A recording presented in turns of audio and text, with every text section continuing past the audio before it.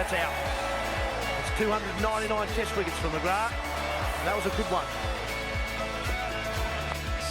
God! He's got him, it's out, he's out.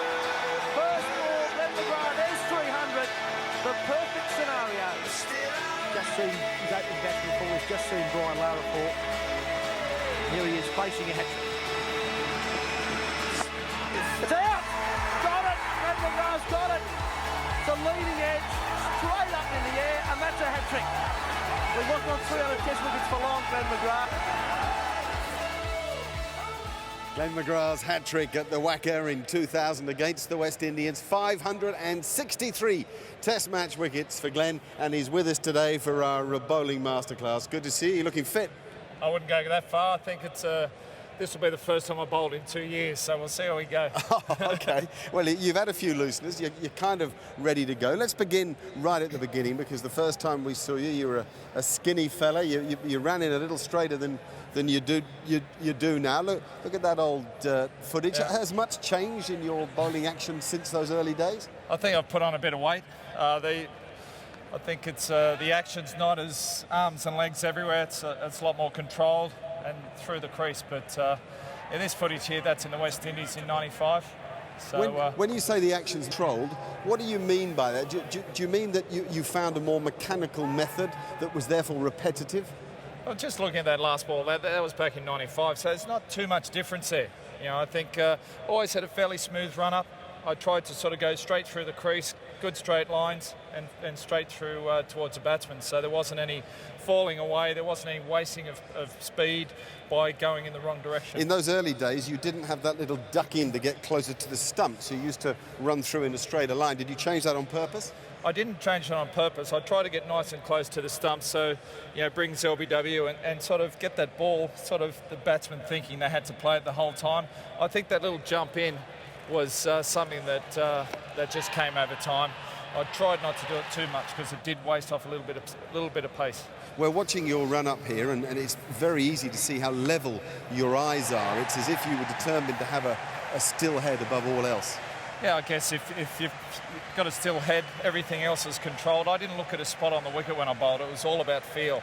And the stiller I kept my head, the stiller keep your eyes, the sort of better perception you had. So even though you were looking to hit the top of off stump, you didn't look at it? No, it was just at the top of my mark, already locked in the ball I wanted to bowl. If it's hit the deck top of off, Yorker, slower ball, bounce or whatever, it's locked in. As soon as I start running, I switch everything off. I just used to sing a song to myself in my head just to switch off that little voice and help you relax. So that's what I did. All right, let's see you back at the end of your run, because you didn't bowl many no balls, so you already had good control of your run up. You were 17 metres back, is that right? It was. I'd go back 17 metres, make a mark. Pace it out for us. And then 23.3 was the length of my run up my whole career. So it's a bit rough walking it out.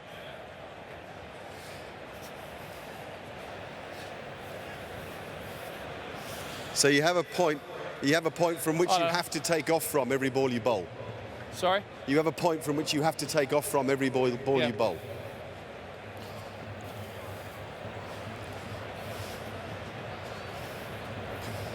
Yeah, so basically you've got the line there. You just walk in, toe the line, slowly build up, and then run in.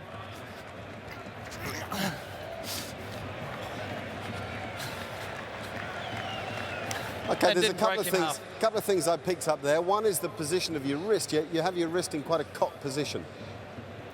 Yeah, my wrist, I was a little bit different to swing bowlers. My wrist was really behind the ball and come over the top, whereas a lot of swing bowlers come down. I sort of come over the top, hit the deck, and apparently I used to get a lot more revolutions on the ball than a swing bowler, which I didn't realise. But more bounce, more seed movement. Good follow through, Pidge. Bonus one more. I think one ball's all you can manage by the sound of it. I think that should nearly do it. So when you're at the end of your run-up, you're settling to bowl to the batsman. What are you thinking about?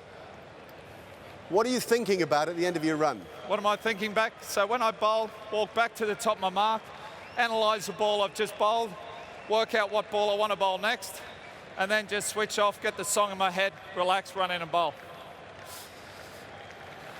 What's the song?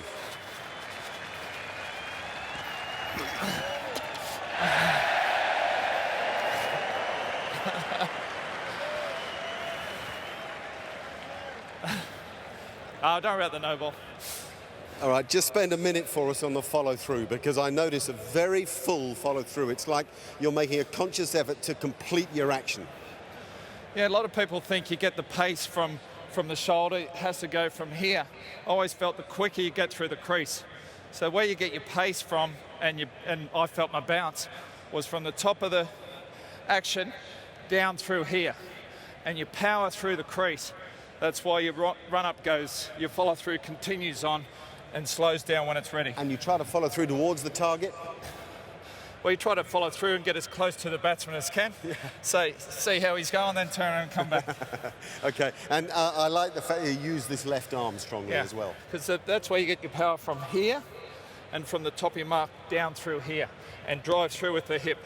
That's where the power comes from, not from sort of from this shoulder. Good, we'll take a short break, more when we come back.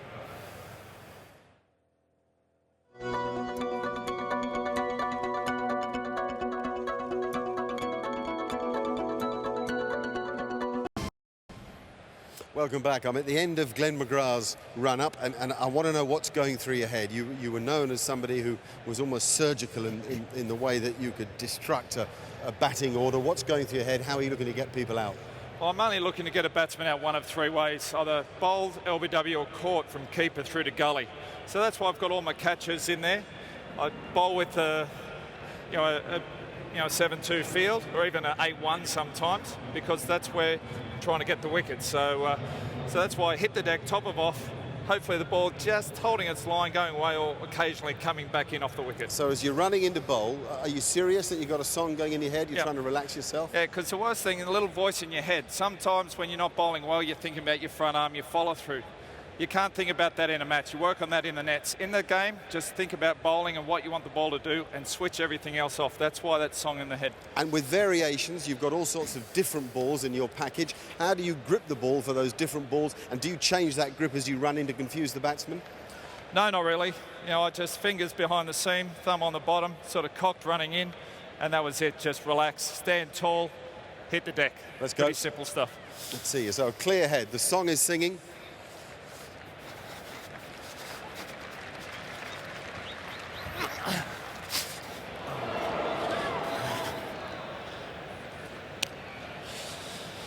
What about your variations? Let's just have a look at some pictures of the different deliveries that you could bowl. Firstly, the Yorker that you got better and better at the more you played.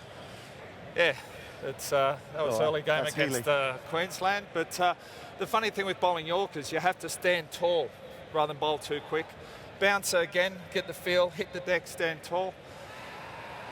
That one didn't get up.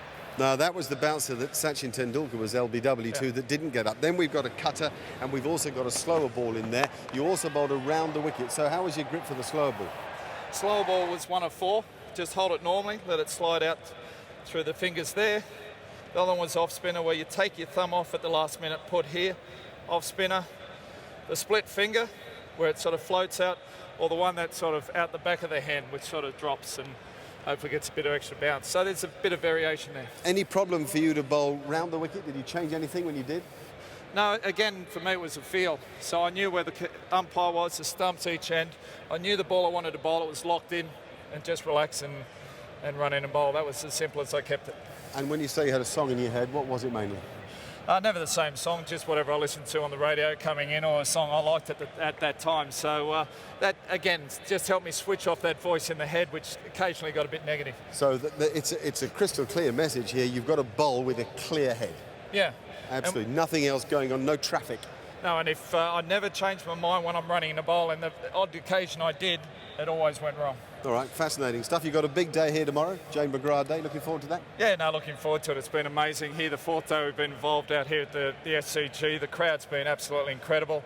Looking forward to seeing plenty of pink out here tomorrow. My children, my wife Sarah, and the rest of my family will be out here. So it's a big day for my family and something very special.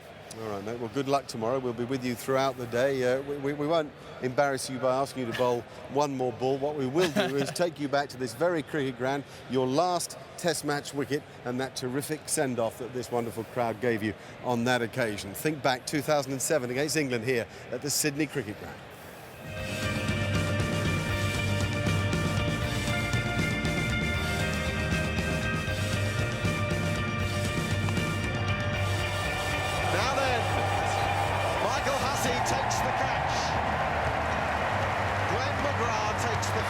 walking with his final ball in Test match cricket. Just couldn't be scripted better for him.